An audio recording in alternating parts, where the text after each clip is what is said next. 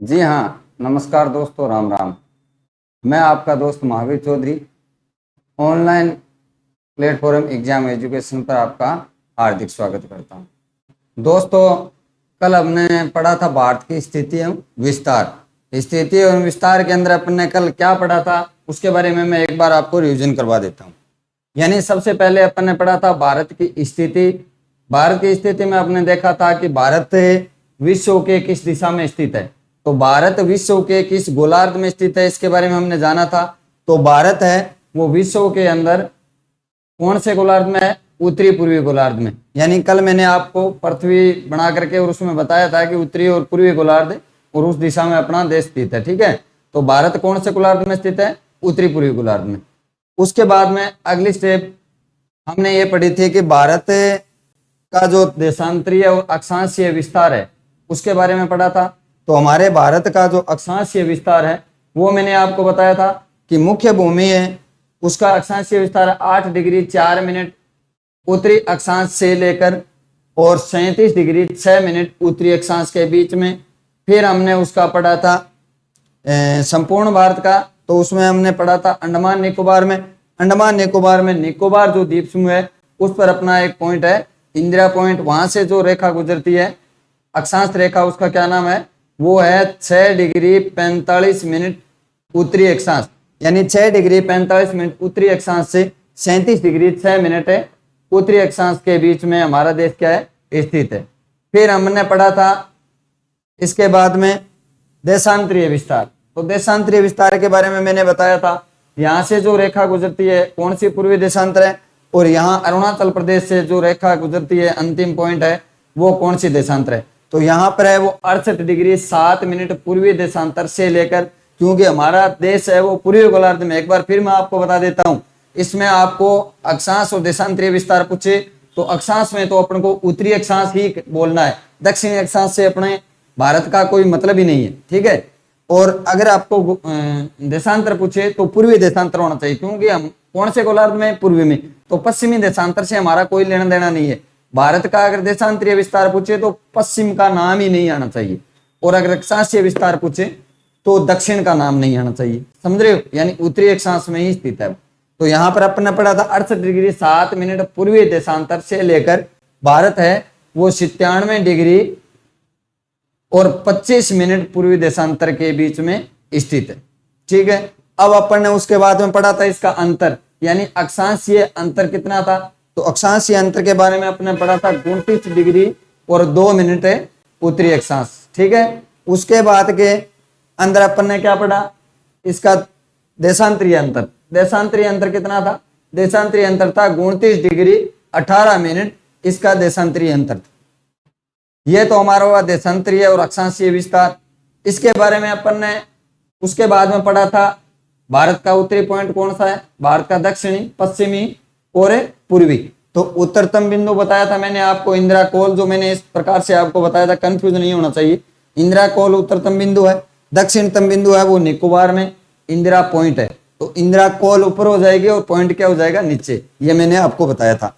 और इसी इंदिरा पॉइंट का दूसरा नाम भी मैंने आपको बताया था, पार्सन्स पॉइंट या पिगमिलियन पॉइंट। ठीक है, उसके बाद में यानी मुख्य भूमि का दक्षिणतम बिंदु बताया था मैंने, वो कौन सा था? कन्याकुमारी। और कन्याकुमारी को कैप कैमेरिन भी बोलते हैं, ये मैंने आपको बताया।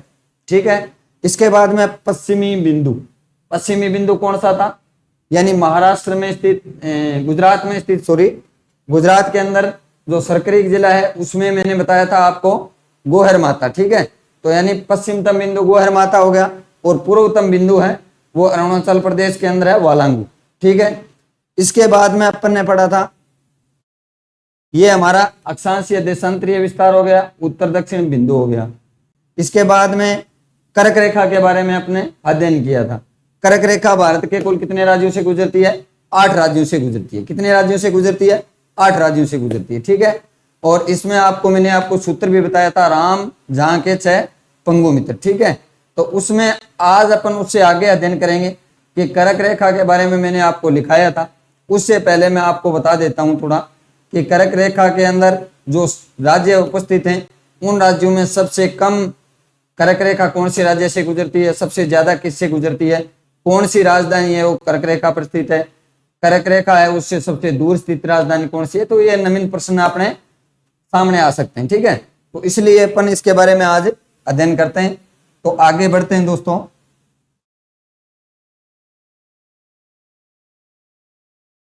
तो यहां से हम शुरुआत करते हैं।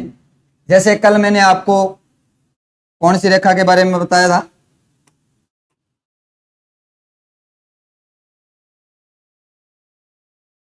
कर्क रेखा के बारे में। यानी यहां से अपन ने देखा था कि कर्क रेखा गुजरती है, ठीक है। तो ये कर्क रेखा कितने राज्यों से गुजर रही है, यानी 1 नंबर, 2, 3, 4, 5, 6 और ये 7वां और ये 8वां, यानी कुल कितने राज्यों से गुजरती है, 8 राज्यों। अब इसमें देखो, देखने योग्य बात यह है कि सबसे ज्यादा कर्क रेखा की लंबाई किस राज्य में स्थित है, ठीक है। तो ये अपन को सबसे अगला बिंदु होगा अपना, यानी मध्य प्रदेश।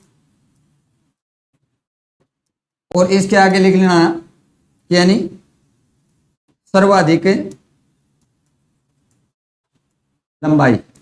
किसकी बात कर रहे हैं अपने, कर्क रेखा की बात कर रहे हैं। यानी ये कौन सी रेखा है, ये कर्क रेखा, समझ गए दोस्तों।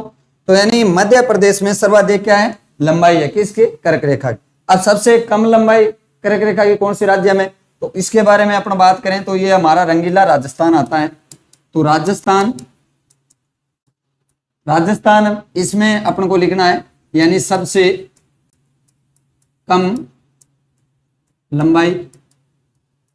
तो सबसे ज्यादा लंबाई और सबसे कम लंबाई, सबसे ज्यादा लंबाई मध्य प्रदेश में कर्क रेखा की, और कर्क रेखा की सबसे कम लंबाई किसमें, राजस्थान में स्थित है, ठीक है। अब अपन बात करते हैं कि ये जो राज्य हैं इनमें सबसे नजदीक स्थित राजधानी कौन सी है और सबसे दूर स्थित राजधानी। तो यानी आपको बता देता हूं, जो ये झारखंड है, झारखंड की राजधानी है या रांची, यानी इसको चिन्हित कर देता हूं, ठीक है। यानी ये कौन सी राजधानी है, रांची। रांची किसकी राजधानी है, झारखंड की। तो रांची है वो क्या है, कर्क रेखा पर स्थित, ठीक है। यानी कर्क रेखा पर स्थित है कौन, रांची। तो ये क्वेश्चन बन सकता है कि कौन सा राज्य है जिसकी राजधानी कर्क रेखा पर स्थित है, तो अपन को बताना है झारखंड। झारखंड की राजधानी का क्या नाम है, रांची। तो ये भी पूछ सकता है निम्न में से कौन सा शहर कर्क रेखा पर स्थित है, तो रांची, ठीक है। अब बात करते हैं कर्क रेखा से सबसे दूर स्थित राजधानी कौन सी है, यानी जो कर्क रेखा पर स्थित राज्य हैं उनकी बात कर रहा हूं। वैसे तो यहां पर चेन्नई है, और उत्तर में जैसे लद्दाख की राजधानी भी इसमें है, ठीक है। तो कर्क रेखा पर स्थित जो राज्य हैं उनमें सबसे दूर स्थित राजधानी की बात करें तो यहां पर है जयपुर, समझ रहे हो। तो यानी जयपुर यानी दूर स्थित राजधानी, ठीक है। तो दूर स्थित राजधानी यानी जो कर्क रेखा पर स्थित राज्य हैं उनमें सबसे दूर स्थित राजधानी कौन सी है, जयपुर है। और सबसे यानी कर्क रेखा पर स्थित कौन सी है, रांची। ये इनके अलावा अन्य क्वेश्चन बनते हैं। इसके बाद में अपन देखते हैं कि कर्क रेखा के नजदीक जो शहर हैं उनके बारे में अपन थोड़ा देख लेते हैं। यानी कर्क रेखा के नजदीक नगर, नगर बोल सकते हो आप, बड़े शहर बोल सकते हो, ठीक है। तो ये कौन कौन से हैं इनके बारे में मैं आपको बता देता हूं। यानी इसमें आपको याद रखना है एक याद, वैसे याद रखना सीधा ही है लेकिन फिर भी याद नहीं रहे तो ऐसे याद रख लेना।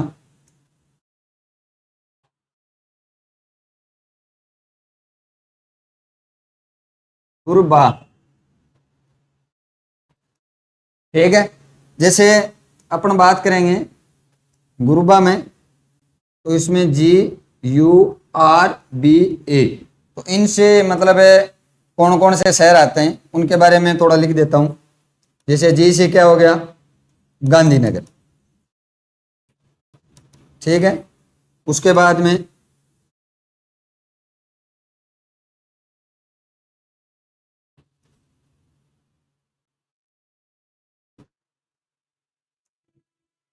जैसे यू से क्या हो गया, उज्जैन।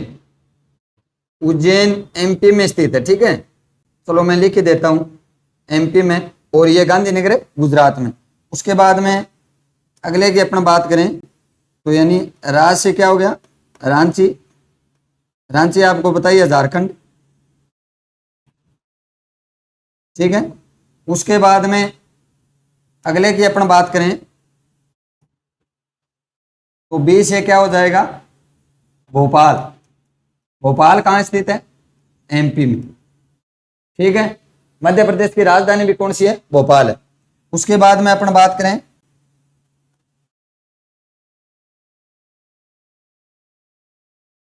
ए से हो जाएगा अगरतला।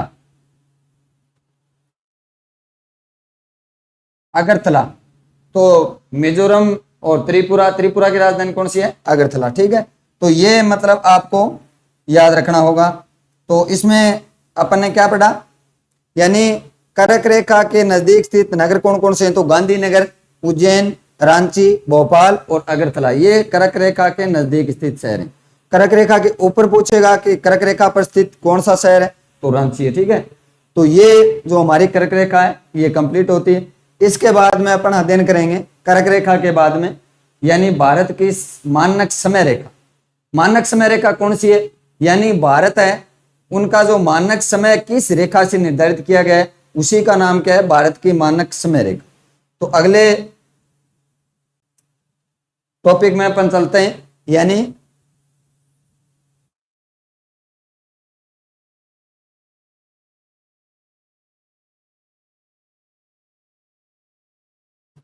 भारत की मानक समय रेखा। तो इसका नाम क्या है, मानक समय रेखा का, तो इसका नाम है 82.5 डिग्री। यहां पर लिख देता हूं मैं, 82.5 डिग्री पूर्वी देशांतर। तो 82.5 डिग्री पूर्वी देशांतर रेखा है वो भारत की मानक समय रेखा, यानी यहां से संपूर्ण भारत का क्या है, समय निर्धारित होता है। तो ये मानक समय रेखा है वो कौन कौन से राज्यों से गुजरती है और इनका मानक समय वो कहां से माना गया है, और ये ग्रीनविच रेखा है उससे कितनी आगे है, ठीक है। तो ग्रीनविच अपन बात करें इसकी भारत की मानक समय रेखा की, तो ये सबसे पहले अपन बात करें यहां से आती है यूपी, यूपी के बाद में एमपी, छत्तीसगढ़, उड़ीसा, आंध्र प्रदेश से होती इस प्रकार से। इसका नाम क्या है, भारतीय मानक समय रेखा। तो भारतीय मानक समय रेखा इसका नाम क्या है, 82.5 डिग्री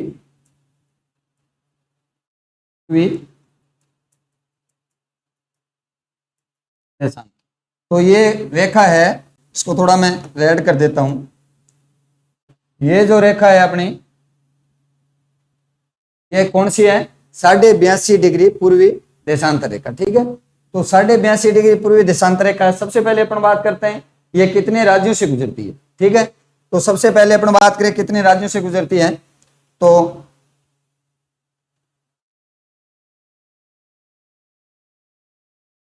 सबसे पहले अपन बात करें ये कौन सा राज्य है, यूपी। साथ साथ में आपको राज्य भी याद हो जाएंगे, थोड़ा अगर ध्यान रखोगे अपने तो एक बार अपन पूरे भारत के अंदर भ्रमण हो जाएगा अपना।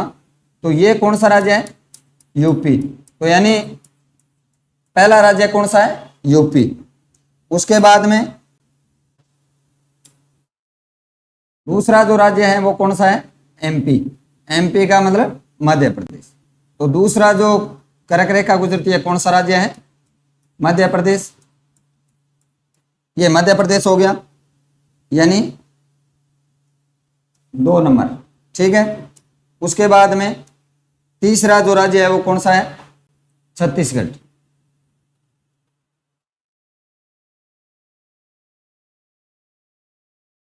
ये कौन सा राज्य है, छत्तीसगढ़, ठीक है। छत्तीसगढ़ के बाद अपन बात करें ये छत्तीसगढ़ कितने नंबर है, 3 नंबर। उसके बाद में 4 नंबर, 4 नंबर अपन बात करें तो ये कौन सा राज्य है? उड़ीसा। ओडिशा नाम हो गया इसका। अब तो तीसरा जो राज्य है उसका नाम क्या है? उड़ीसा। ठीक है, तो तीसरा नहीं, सॉरी, चौथा, चौथा राज्य का नाम क्या है? उड़ीसा। ठीक है, और उसके बाद में जो पांचवा जो राज्य है वो कौन सा है? आंध्र प्रदेश। ये जो लंबाई में आपको दिखाई दे रहा है, पहले तेलंगाना भी इसके साथ में था, अब है 2014 में इसको क्या कर दिया गया? अलग कर दिया गया। ठीक है, तो ये राज्य कौन सा है? आंध्र प्रदेश।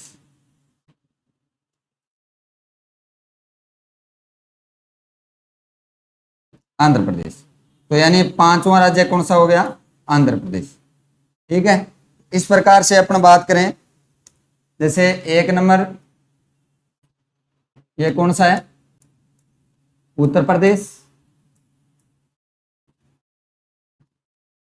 2 नंबर ये कौन सा है? यानी मध्य प्रदेश। 3 नंबर की अपन बात करें तो कौन सा है?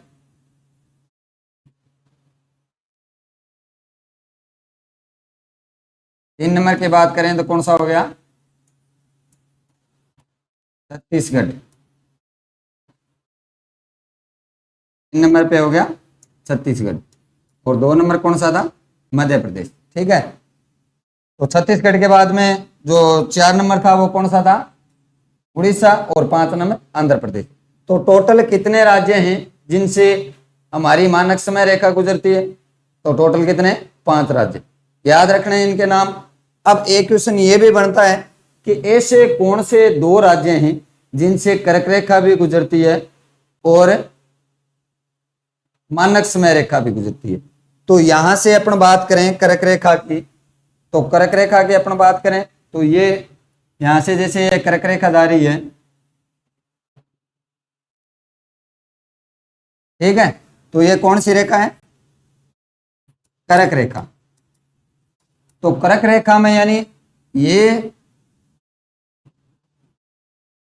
जो 2 राज्य हैं, यानी 1 नंबर और 2 नंबर, तो ये कौन कौन से हैं? मध्य प्रदेश और छत्तीसगढ़ 2 ऐसे राज्य हैं जहां से क्या है? कर्क रेखा भी गुजरती है और भारत की मानक समय रेखा भी गुजरती है। ठीक है, तो ये भी आपको याद रखना होगा। अब अपन बात करते हैं कि एक क्वेश्चन अपने दिमाग में ये भी उठ रहा है कि सर ये 82.5 डिग्री ही क्यों माना गया? वे अपन ने 80 डिग्री क्यों नहीं माना? 85 डिग्री क्यों नहीं माना? तो इसका आपको जब अक्षांश देशांतर पढ़ाऊंगा तब आपको अलग से बताऊंगा, लेकिन यहां पर मैं आपको बता देता हूं। जैसे पृथ्वी के अंदर 15-15 डिग्री के अंतर से 15-15 डिग्री के अंतर से और समय निर्धारित किया गया। तो अगर भारत की बात करें तो भारत का टोटल कितना है? मतलब अक्षांशीय जो अंतर है वो कितना है? तो अक्षांशीय अंतर कितना है? 29 डिग्री और 18 मिनट, लगभग 30 डिग्री मान के चलते हैं। तो 30 डिग्री का आधा कितना हो गया? 15। तो यहां से अपन बात करें तो जैसे 0 डिग्री से अपन बात करें, 0 डिग्री से, तो 0 डिग्री के बाद में जैसे 15 डिग्री, फिर 15 के बाद में 30, 45, 45 के बाद में 60, 60 से बाद में 75। तो अगर अपन बात करें तो 75 डिग्री हमारे यहाँ से गुजरती है, लेकिन 75 डिग्री का अपन ने नहीं माना, क्योंकि अगर 75 की बात करें तो यहाँ से मान लो 75 डिग्री गुजर रही है, तो अगर 75 मानते तो इस साइड में भारत का एरिया ज्यादा हो जाता और इस साइड में कम हो जाता। तो इसलिए हमें भारत के 30 डिग्री का जो अंतर है उसका 15 लेना है। तो जैसे 68 डिग्री है, 68 में अगर 15 जोड़े अपन तो कितने हो जाएंगे? लगभग कितने हो जाएंगे? 83। तो लगभग क्या है? 83, 82.5 इसलिए माना कि यानी 15 का आधा करें तो कितना हो जाएगा? 7 से 1/2। 75 में अगर 7 जोड़े तो कितना हो जाएगा? 82, और 1/2 यानी आधा कितना हो? 82.5। तो या तो 15 से माने, 75 पे माने, या फिर इसका भी आधा कर सकते हैं अपन। जैसे 15-15 डिग्री पे समय माना गया है, तो अपन 15 का आधा करें तो 7.5, तो अपन 7.5 पे मान लिया अपन ने। 7.5 का मतलब 75 और 7.5 कितने हो गए? 82.5। इसीलिए 82.5 डिग्री रेखा को ही अपना क्या है? मानक समय माना गया। जैसे 82.5 डिग्री है, इसका अगर आपको समय का अंतर पूछ ले, जैसे ये मान लेते हैं कि ये 0 डिग्री देशांतर है, ये क्या है 0 डिग्री देशांतर है। तो यहां से और यहां 82.5 के बीच में कितनी डिग्री हो गई टोटल, तो यहां से यहां की अपन बात करें तो कितनी डिग्री होगी 82.5। अब 82.5 डिग्री है, इसलिए एक क्वेश्चन ये भी बनता है कि भारत का जो समय है वो विश्व के या समय से कितना आगे, या ऐसे पूछ सकता है ग्रीनविच जो रेखा है उससे भारत का समय है वो कितना आगे है। तो भारत का समय कितना आगे है 5.5 घंटे। अब आप कहोगे सर 5.5 घंटे आगे क्यों है, तो याद रखना दोस्तों 1 डिग्री अगर अपन देशांतर को पार करते हैं 1 डिग्री देशांतर को, तो सूर्य को 4 मिनट लग जाते हैं। अगर पृथ्वी के जैसे ये 1 डिग्री देशांतर है 0 डिग्री है और ये 1 डिग्री है, ठीक है, तो यानी एक से यहां तक जो पृथ्वी जो घूम करके इसमें सामने आती है तो 1 डिग्री देशांतर पार करती है सूर्य के सामने से, तो उसको 4 मिनट लगते हैं। तो टोटल कितने देशांतर हैं, यानी 0 डिग्री से 82.5 डिग्री पूर्वी देशांतर है अपना, तो 82.5 डिग्री को पार करने में कितना समय लगेगा, तो 82.5 को अपन कितने से 4 से गुणा कर देंगे तो टोटल कितना हो जाएगा 330। 330 का मतलब क्या हो गया, यानी या 5 घंटे और 30 मिनट, ये क्या है घंटे का क्या हो गया अंतर हो गया।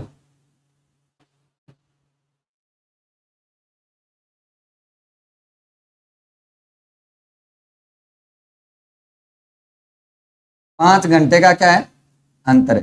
तो भारत का समय है वो 0 डिग्री देशांतर रेखा या मानक समय रेखा विश्व की बोलते हैं इसको, इससे भारत का समय है वो कितना आगे है। तो कितना आगे है दोस्तों, इसको मैं थोड़ा रेड कर देता हूं, हाईलाइट कर देता हूं क्योंकि ये इंपॉर्टेंट है। तो भारत का समय है वो कितना आगे है 5.5 घंटे आगे है, ठीक है, तो ये आपको नोट करके रखना होगा। यानी भारत का समय है वो मानक समय रेखा से कितना आगे 5.5 घंटे, ठीक है। तो ये टोटल प्रक्रिया होगी, यानी भारतीय मानक समय रेखा कितने राज्यों से गुजरती है, तो उत्तर हो गया 5। उसके बाद में ऐसे कौन से 2 राज्य हैं जिनसे करक और मानक समय रेखा गुजरती है, तो 2 राज्य मध्य प्रदेश और छत्तीसगढ़। तो इसमें मैं आपको लिख देता हूं एक साइड में,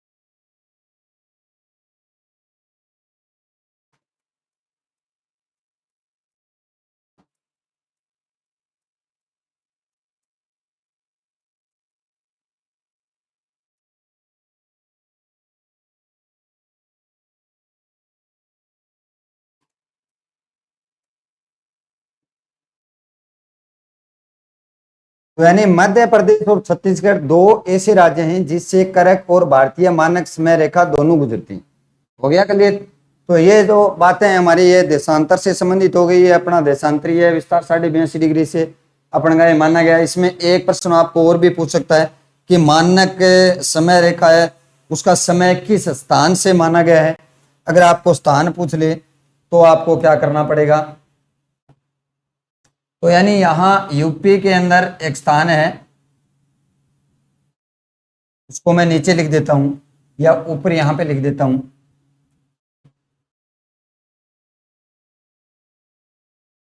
नैनी यूपी। यहां से क्या है भारत का समय निर्धारित है। तो ये क्या है, यानी भारत का समय किस स्थान से माना गया है, तो नैनी, नैनी जो यूपी के अंदर पड़ता है नैनी, और मिर्जापुर जो जिला है वहां पे, तो भारत का समय निर्धारित किया गया है किस स्थान से, नैनी नामक स्थान से। नैनी नामक स्थान का है यूपी के अंदर, ठीक है। तो ये अपना क्या हो गया मानक समय रेखा के बारे में। अब अपना अगले बिंदु पे अपन जाते हैं,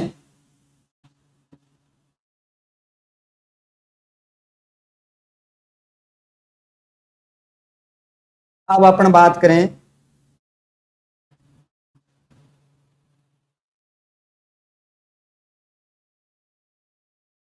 इसके बाद में अपन बात करते हैं भारत के विस्तार से संबंधित।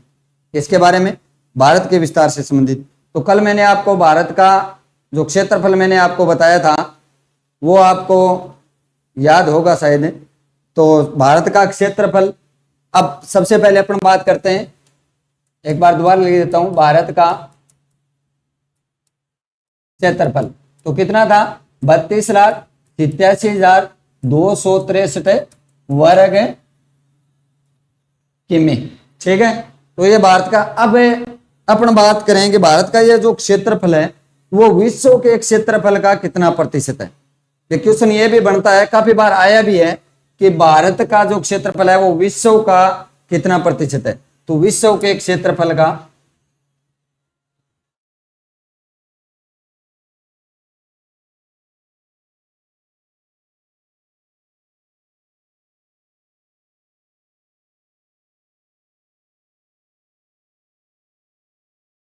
विश्व के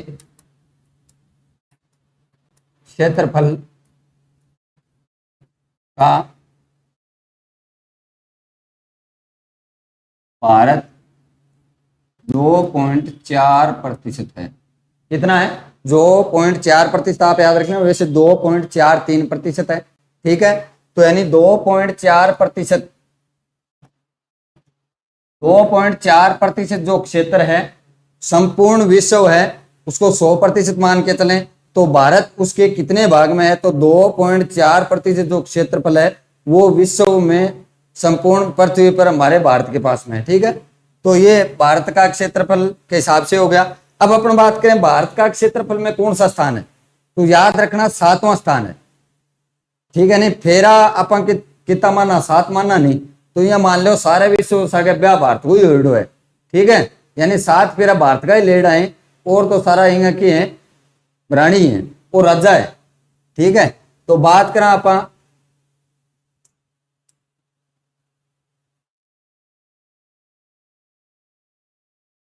यानी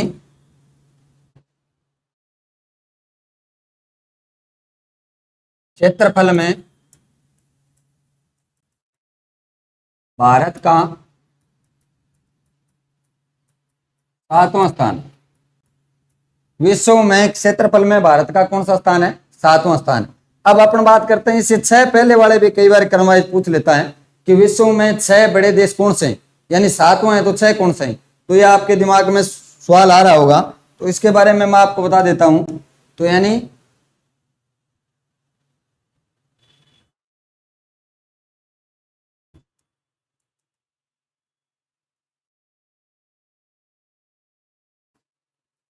क्षेत्रफल में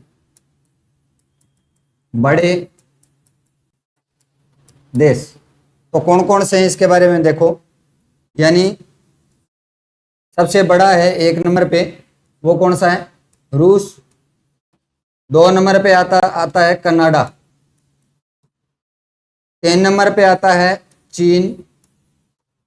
4 नंबर पे आता है यूएसए यानी संयुक्त राज्य अमेरिका। 5 नंबर पे आता है ब्राजील, और 6 नंबर पे आता है ब्राजील के बाद में ऑस्ट्रेलिया, और 7वां जो स्थान है वो किसका है, भारत का है। कई बार 8वां भी पूछ लेता है, तो 8वां कौन सा है, अर्जेंटीना। तो 8वां स्थान किसका है, अर्जेंटीना का है। ठीक है, तो यानी अगर आपको पूछे तो इसमें वैसे याद रखना, जैसे इसका अपने सूत्र के रूप में देखना चाहें, इसे बना लो, इसका रुके चीन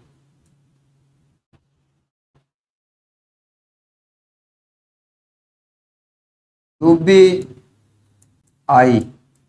ठीक है, इसमें हो जाएगा, यानी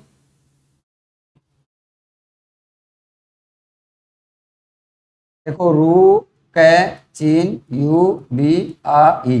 ठीक है, तो यानी इससे क्या हो गया, रूस हो गया, कैसे क्या हो गया, कनाडा हो गया, चीन चीन हो ही गया, यू से यूएसए हो गया, बी से ब्राजील हो गया, आ से ऑस्ट्रेलिया हो गया,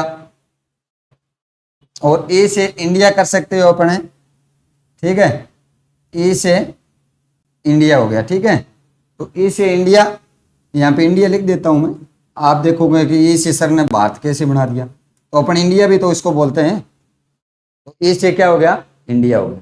तो ये टोटल कितने हैं, 7 देशों के बारे में मैंने बताया कि सबसे बड़ा देश कौन सा है, रूस, उसके बाद में कनाडा, चीन, यूएसए, ब्राजील, ऑस्ट्रेलिया, और 7वां स्थान है भारत का। भारत का कौन सा स्थान है, 7वां, ये मैंने आपको नोट करवा दिया था। इसके बाद में 8वां स्थान किसका है, अर्जेंटीना का है, ठीक है। तो ये 7 क्षेत्रफल में बड़े देश हो गए, और जनसंख्या में आपको पता ही है भारत का कौन सा स्थान है, दूसरा। तो ये भी मैं चलो नोट करवा देता हूं आपको, यानी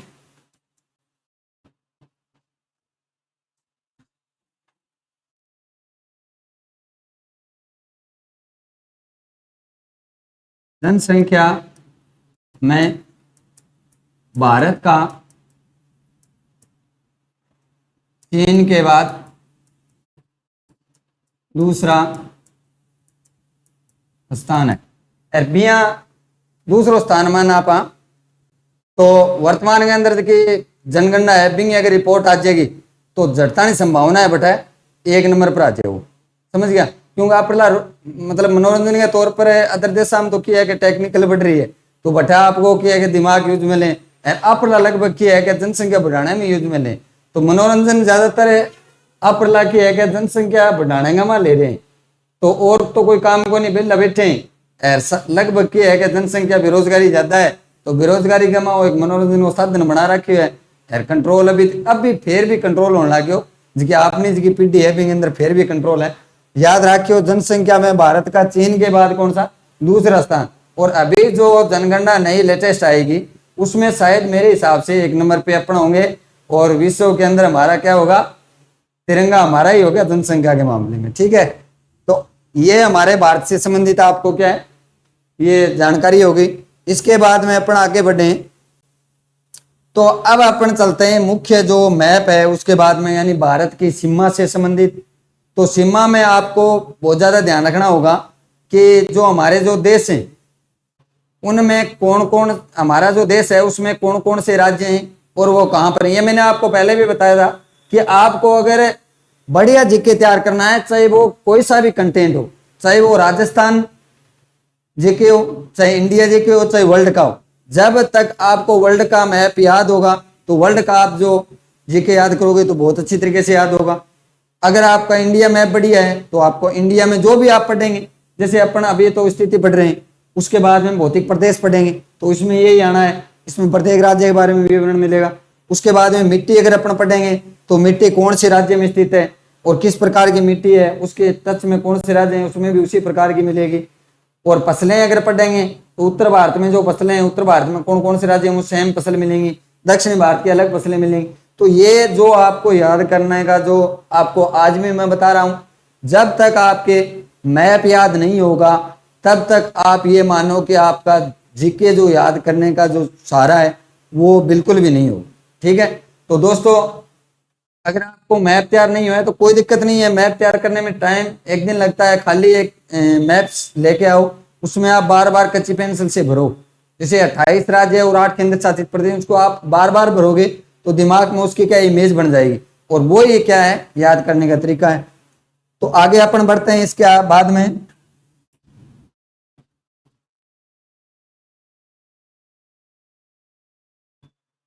अब अपन बात करते हैं, यानी ये जो राज्य है इसके अंदर है कौन कौन से राज्य हैं।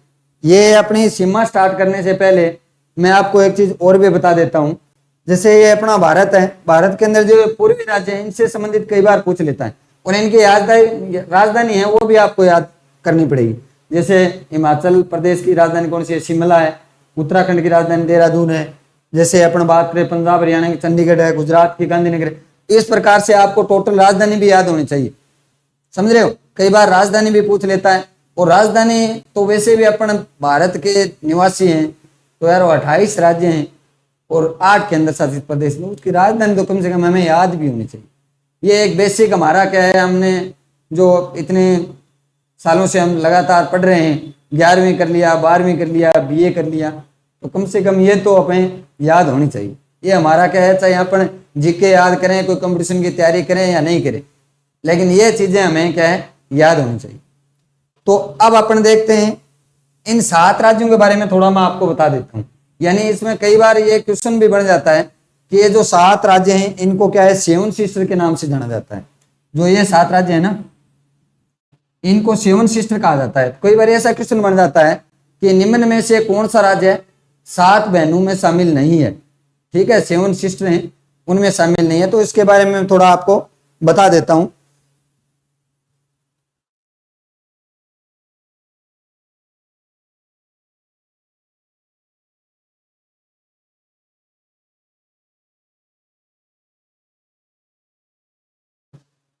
जैसे सबसे पहले अपन बात करें कौन कौन से राज्य यहाँ पर हैं, तो सबसे पहले अपन ऊपर वाले की बात करते हैं। ये जो राज्य आपको दिखाई दे रहा है, यह कौन सा है, अरुणाचल प्रदेश। यानी चीन का जो ये पड़ोसी राज्य है, क्योंकि चीन यहाँ पे काफी घुसपैठ करता है, तो इसका नाम क्या है, अरुणाचल प्रदेश। एक नंबर कौन सा हो गया, अरुणाचल प्रदेश। ठीक है, उसके बाद में अपन बात करें दूसरे राज्य की, तो दूसरा राज्य कौन सा है, यहां पर आकर ये जो राज्य है जिसके म्यांमार की सीमा लगती है, इस राज्य का नाम है नागालैंड। तो 2 नंबर जो राज्य है उसका नाम क्या है,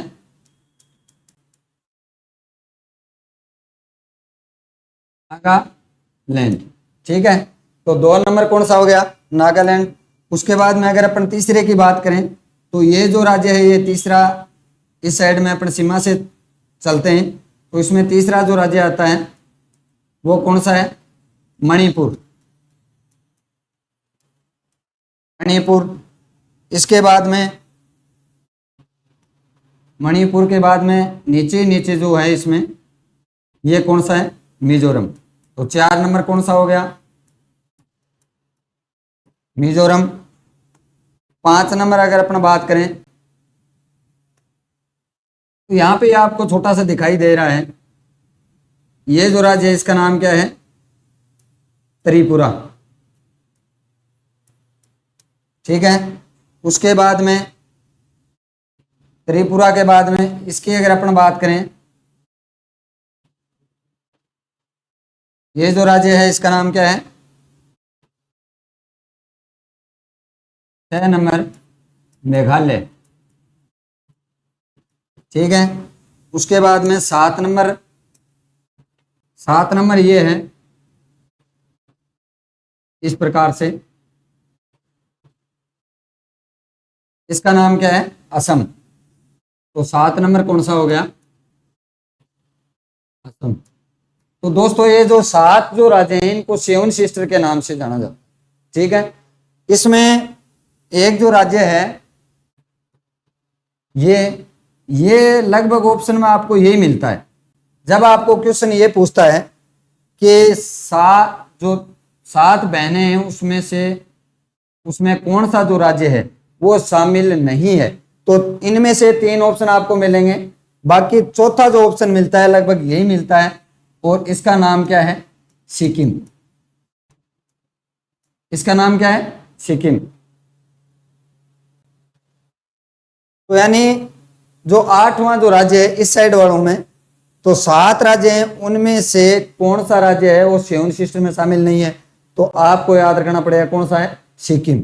ठीक है, तो इस प्रकार अपन बात करें इस साइड के जो राज्य हैं इनकी, तो ये जो 7 जो राज्य हैं इनको आपको याद रखना होगा, इनकी राजधानी भी आपको याद होनी चाहिए। इस प्रकार ये 7 सिस्टर में शामिल है। तो अब मैं आपको ये थोड़ा नोट करवा देता हूं, यानी 7 बहनें, तो 7 बहनें या 7 सिस्टर में कौन कौन से आते हैं, तो इसमें आपको याद रखना है। आपको जैसे ये क्रम भी पूछ सकता है, इस साइड से और इस साइड। ठीक है, अगर क्रम पूछे तो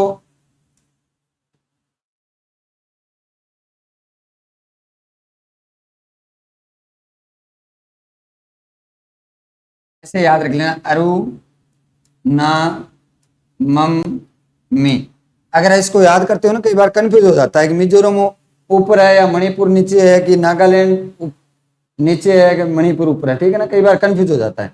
तो ऐसे अरु ना मम्मी, या ऐसे लिख लेना, अरु नहीं लिखो तो अरे लिख लेना आप। जैसे मम्मी आपके ये मान लो कि एक चांटा लगा रही है, तो आप क्या कहोगे, अरे ना मम्मी। तो अरे यानी अरुणाचल प्रदेश, ना से नागालैंड, मैं से मणिपुर और मी से मिजोरम।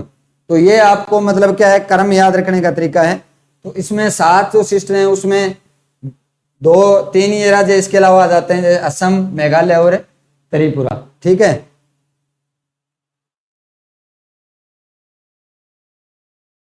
इसमें कौन कौन से राज्य हैं, असम,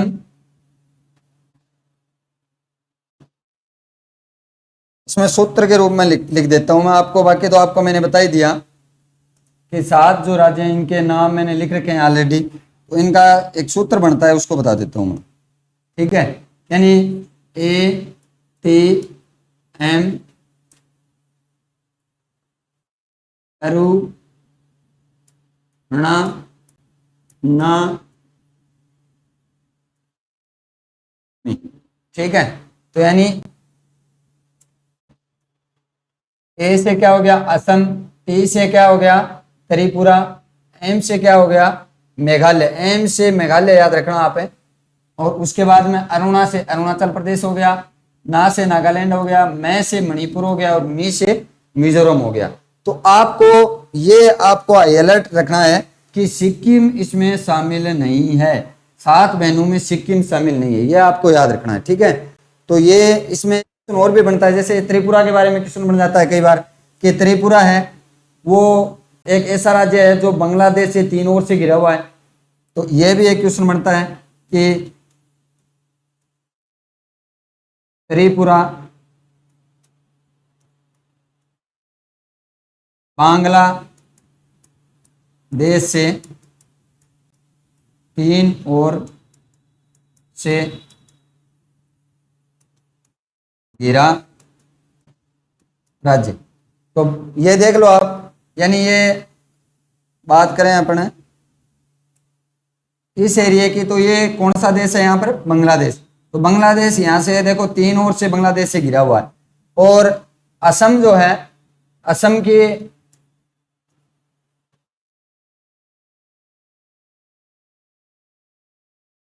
बांग्लादेश से 2 बार सीमा भी लगती है, 2 बार सीमा लगती है, ठीक है। तो यानी बांग्लादेश से 2 बार सीमा बनाने वाला राज्य कौन सा है, ये भी आपको पूछ सकता है। तो 7 बहनों में 2 बार सीमा कौन सा बनाता है, देखो एक साइड अपन देखते हैं, यहां पर ये जो है यहां पर सीमा लग रही है इसकी, इसके साथ बांग्लादेश के साथ। और इस साइड में ये देखो यहां पर बीच में मेघालय आ गया और यहां पर भी सीमा लगती है। तो इनमें जो असम राज्य है वो बांग्लादेश के साथ 2 बार सीमा बनाता है। अब कई बार क्वेश्चन ये भी पूछ लेता है कि केवल एक राज्य के साथ सीमा बनाने वाला राज्य कौन कौन से हैं। तो इसमें एक तो आप अपने आता है मेघालय, मेघालय केवल असम के साथ सीमा बनाता है। एक जैसे सिक्किम है, तो सिक्किम केवल पश्चिम बंगाल के साथ सीमा बनाता है। और इसके अलावा वैसे मैप याद होगा तो इसमें आपको कोई प्रॉब्लम भी नहीं आएगी, क्योंकि ये 2 जो राज्य हैं, 2 राज्य ऐसे हैं जो केवल एक राज्य के साथ सीमा बनाते हैं, ठीक है। तो ये कौन कौन से हैं, मेघालय और त्रिपुरा। तो यहां पर मैं लिख देता हूं, मेघालय में, सॉरी त्रिपुरा नहीं, सिक्किम, सिक्किम दोनों केवल एक राज्य के साथ सीमा बनाते हैं, ठीक है। तो केवल एक राज्य के साथ सीमा बनाने वाले कौन से हैं, सिक्किम। तो यहां पर चलो मैं लिख देता हूं, जैसे मेघालय है वो केवल कौन से के साथ बनाता है, असम के साथ सीमा बनाता है। और सिक्किम केवल किसके साथ बनाता है, ये पश्चिमी बंगाल के साथ बनाता है, तो यानी दो, इसके शायद देख लो आप, ये पश्चिम बंगाल है, पश्चिम बंगाल के त्रिपुरा के साथ केवल और केवल पश्चिम बंगाल की साइड में भूटान आ गया, इस साइड में नेपाल आ गया, और यही मेघालय है, मेघालय के साथ बांग्लादेश की लगती है। इसके अलावा राज्य की अगर अपन बात करें तो केवल और केवल किसकी लगती है, असम की सीमा लगती है। तो ये हमारा क्या है, पूर्वी जो राज्य है इनके बारे में हमारा क्या है, मैटर तैयार है, आपको याद करना पड़ेगा। इसके बाद में अपन आगे चलते हैं, आगे अपन बात करते हैं भारत की सीमा से संबंधित। तो यहां पर अपन बात करेंगे भारत की कुल सीमा।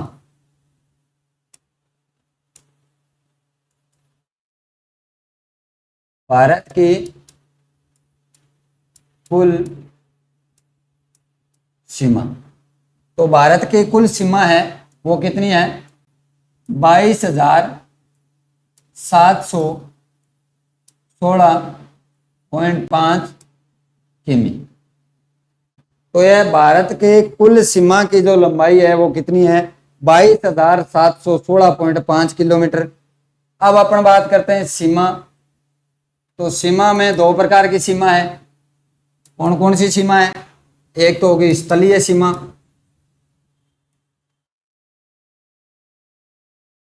स्थलीय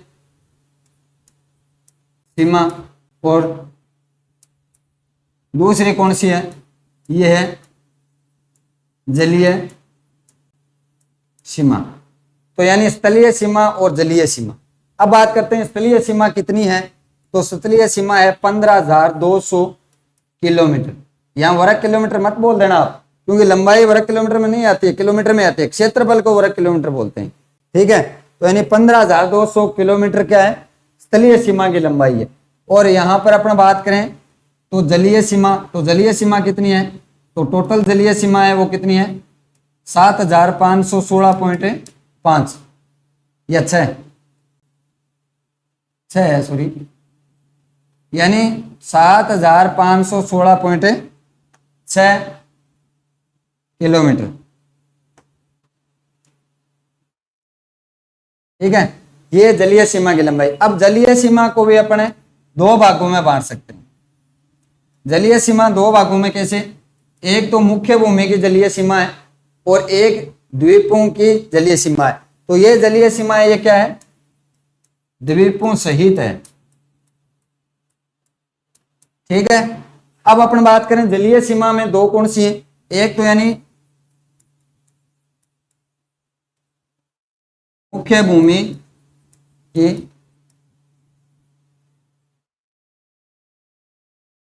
जलीय सीमा, ठीक है, और एक दूसरी कौन सी होगी,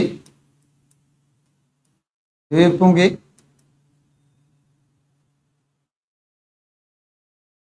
जलीय सीमा, ठीक है।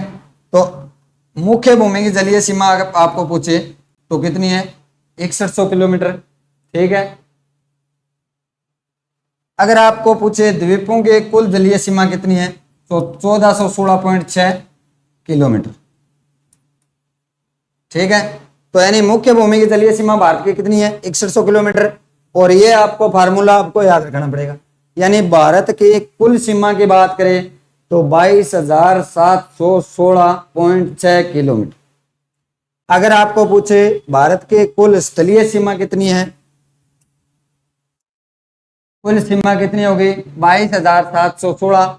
अगर आपको पूछे स्थलीय सीमा तो कितनी होगी, 15,200 सीमा, 200 किलोमीटर। अगर आपको पूछे जलीय सीमा तो जलीय सीमा कितनी है, 7,516.6 किलोमीटर। अगर जलीय सीमा भी आपको पूछे मुख्य भूमि की जलीय सीमा, तो मुख्य भूमि की जलीय सीमा कितनी है, 6100 किलोमीटर। अगर आपको पूछे द्वीपों के कुल सीमा कितनी है, सीमा की लंबाई कितनी है, तो 1416 यानी 1416.6 किलोमीटर। तो इस प्रकार ये हमारे क्या है, भारत के कुल सीमा से संबंधित हमारी जानकारी है। अब मैं आपको बता देता हूं जलीय सीमा कौन सी है और स्थलीय सीमा कौन सी है, ठीक है दोस्तों। अब अपन बात करते हैं जलीय और स्थलीय सीमा।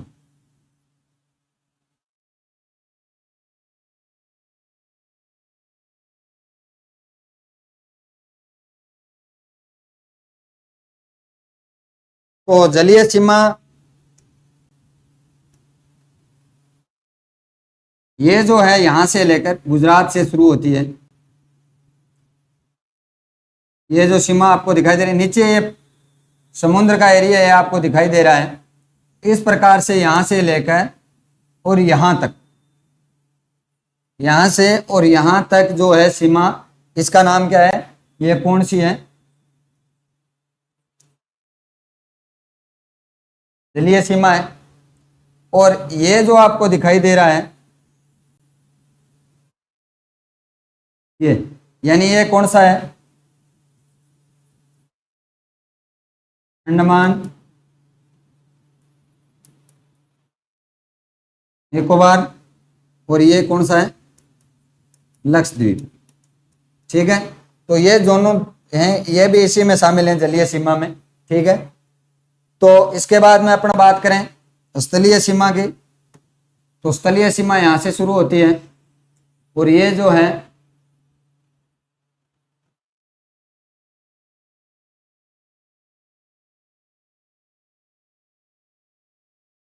यहां तक, ये कौन सी होगी, ये होगी अपनी स्थलीय सीमा। तो इस प्रकार भारत की सीमा है, कुल कितनी है, जलीय सीमा कितनी है, द्वीपीय सीमा कितनी है, और इन पर कौन कौन से राज्य हैं, जलीय सीमा कितने राज्य बनाते हैं, स्थलीय सीमा कितने राज्य बनाते हैं, ये जो चीजें हैं आपको याद रखनी पड़ेंगी। तो स्थलीय सीमा है, इस पर कुल कितने राज्य हैं, इसके ऊपर है 16 राज्य हैं।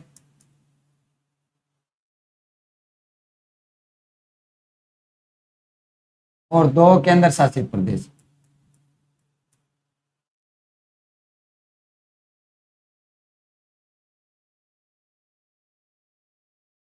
तो यानी टोटल कितने, 16 राज्य हैं और 2 केंद्र शासित प्रदेश स्थलीय सीमा बनाते हैं।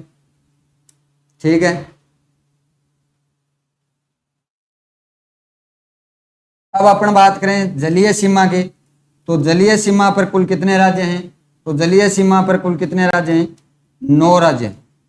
और कितने केंद्र शासित प्रदेश हैं, तो केंद्र शासित प्रदेश की अपन बाद में बात करेंगे, क्योंकि इन द्वीपों को और इन केंद्र शासित प्रदेशों को अपने अलग से पढ़ेंगे। ठीक है, तो टोटल 9 जो राज्य हैं वो क्या है, जलीय सीमा बनाते हैं, और टोटल 16 राज्य हैं वो क्या है, स्थलीय सीमा बनाते हैं। और स्थलीय सीमा 2 केंद्र शासित प्रदेश हैं, पहले 17 राज्य थे, इनके जगह अब 2 केंद्र शासित प्रदेश हो गए। आपको पता है यहां पर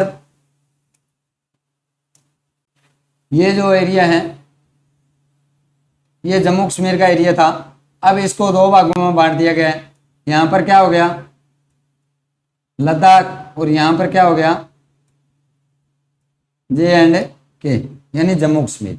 तो ये दोनों ही क्या हो गए, केंद्र शासित प्रदेश, इसीलिए 17 की जगह क्या हो गए, 16 राज्य और 2 केंद्र शासित प्रदेश। ठीक है दोस्तों, अब अपन आगे बढ़ते हैं, सीमा से संबंधित कौन कौन से राज्यों की सीमा लगती है, स्थलीय सीमा, और कौन कौन से राज्यों की जलीय सीमा लगती है। ठीक है, देखो तो अब स्थलीय सीमा पर कौन कौन से कितने राज्य मैंने बताए थे आपको, 16 राज्य। तो वो 16 राज्य और 2 केंद्र शासित प्रदेश कौन से हैं, पहले उनकी बात करते हैं। तो स्थलीय सीमा कहां से शुरू होती है, यहां से,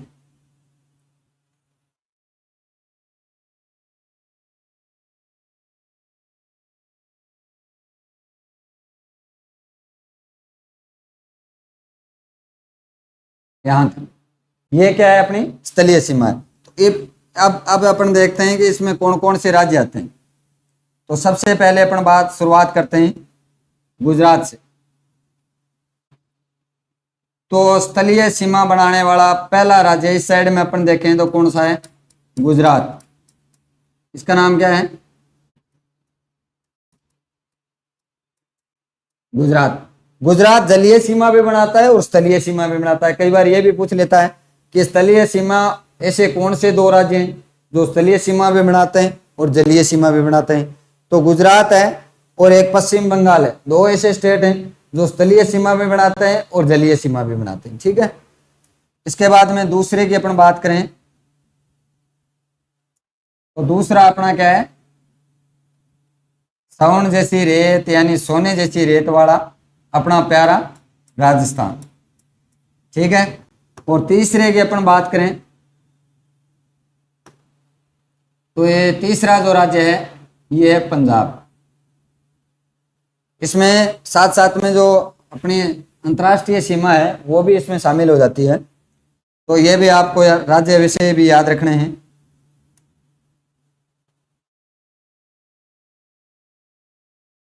ये कौन सा राज्य है?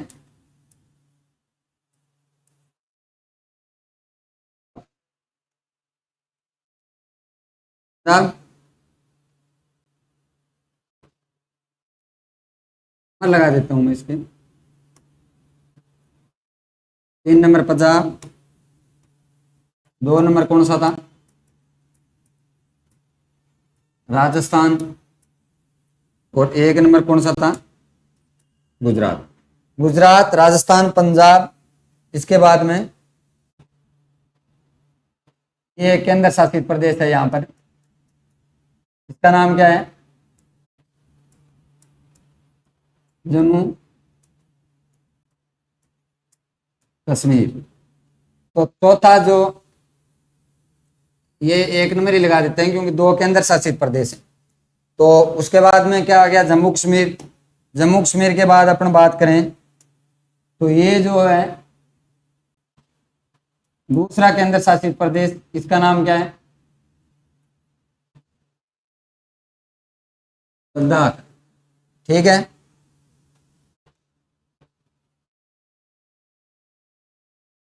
उसके बाद अपन बात करें तीसरा जो राज्य है पंजाब, उसके बाद में चौथा जो राज्य है उसका नाम है उत्तराखंड। हिमाचल प्रदेश, सॉरी। तो ये यहाँ पर कौन सा है? हिमाचल प्रदेश, उसके बाद आएगा उत्तराखंड। तो ये कौन सा है? हिमाचल प्रदेश। साथ साथ में राज्य भी याद हो जाएंगे आपके। थोड़ा सा आपको ध्यान और कंटेंट सही रखना पड़ेगा, ध्यान अपना केंद्रित रखना पड़ेगा। तो ये हिमाचल प्रदेश हो गया। हिमाचल प्रदेश यानी ये कौन सा है? 4 नंबर। उसके बाद में 5 नंबर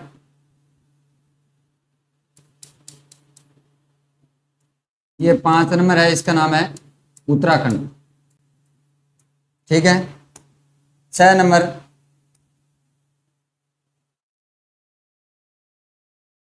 6 नंबर हो गया यूपी। यूपी से वैसे आप समझ जाओगे। 6 नंबर शॉर्ट में लिख देते हैं यूपी।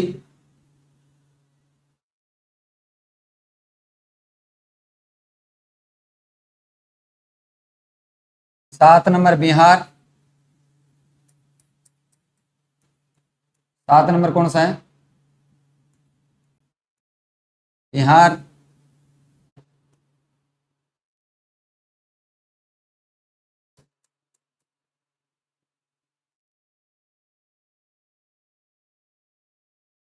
आठ नंबर ये है पश्चिम बंगाल।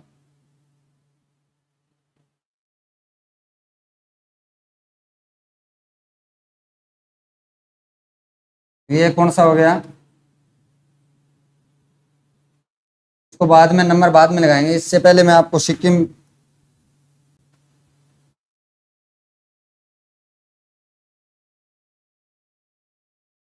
ये लिखा देता हूँ, सिक्किम। 8 नंबर जो राज्य है वो कौन सा है? सिक्किम। सिक्किम के बाद में 9 नंबर अगर अपन राज्य की बात करें तो ये कौन सा रह गया?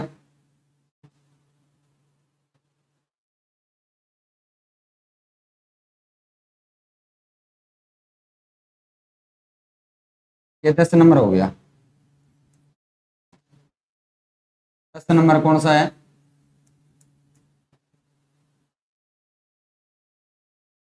अरुणाचल प्रदेश।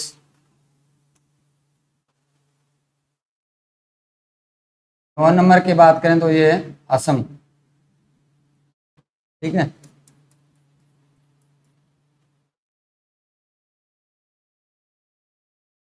असम। असम के बाद में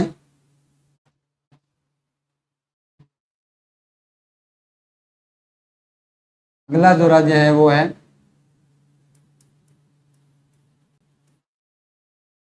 11 नंबर नागालैंड। नागालैंड के बाद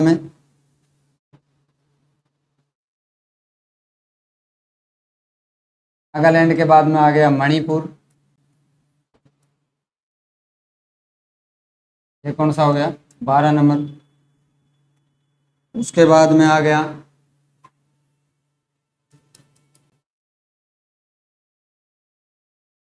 मिजोरम। ये कौन सा हो गया? 13 नंबर।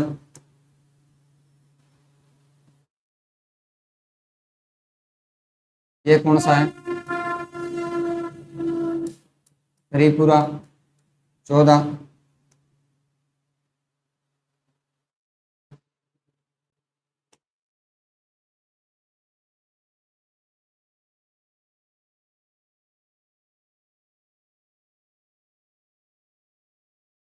ये कौन सा है? मेघालय। 15। और एक कौन सा रह गया?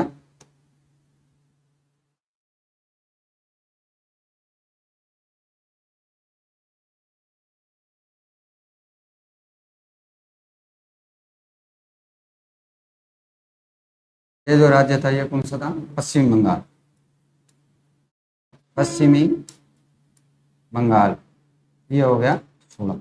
इस प्रकार से जो 16 राज्य हैं वो अपने क्या है, स्थलीय सीमा बनाते हैं, और 2 केंद्र शासित प्रदेश हैं वो क्या है, स्थलीय सीमा बनाते हैं। ठीक है, तो ये अपनी स्थलीय सीमा से संबंधित बातें हुई। यानी टोटल स्थलीय सीमा कितने राज्य बनाते हैं? 16। और कितने केंद्र शासित प्रदेश? 2। तो ये अपनी क्या होगी? स्थलीय सीमा। अब अपन बढ़ते हैं आगे जलीय सीमा से संबंधित। तो स्थलीय सीमा हो गई, उसके बाद में जलीय सीमा के बारे में आपको बता देता हूं। स्थलीय सीमा में फिर अपना अंतर्राष्ट्रीय जो सीमा है उसकी अलग से बात करेंगे, उनकी बात करेंगे कल। आज मैं आपको थोड़ा क्या है जलीय सीमा से संबंधित बता देता हूं।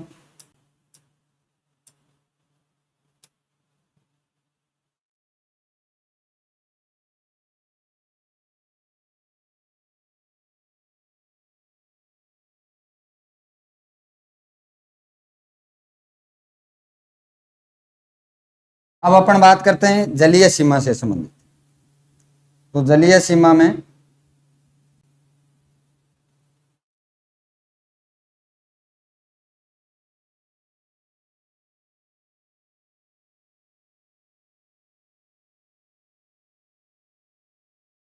तो जलीय सीमा है वो यहां से शुरू होती है इस प्रकार से और यहां तक। ठीक है, तो ये हमारी जलीय सीमा हो गई। अब जलीय सीमा पर देखते हैं कौन कौन से राज्य हैं। नंबर 1 की बात करें अपन तो पहला राज्य मैंने आपको बताया था स्थलीय सीमा भी बनाता है और जलीय सीमा भी बनाता है। कौन सा राज्य है? गुजरात। तो 1 नंबर कौन सा हो गया? गुजरात। 2 नंबर गुजरात के बाद में दूसरा कौन सा है? महाराष्ट्र। ये जो राज्य है ये कौन सा है? महाराष्ट्र।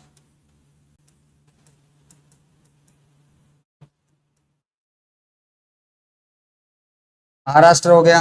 उसके बाद में तीसरा कौन सा है? तीसरा राज्य है गोवा। ये छोटा सा जो राज्य है ये कौन सा है? तीसरा हो गया गोवा। उसके बाद में चौथा जो राज्य है इसका नाम है कर्नाटक। ये जो राज्य है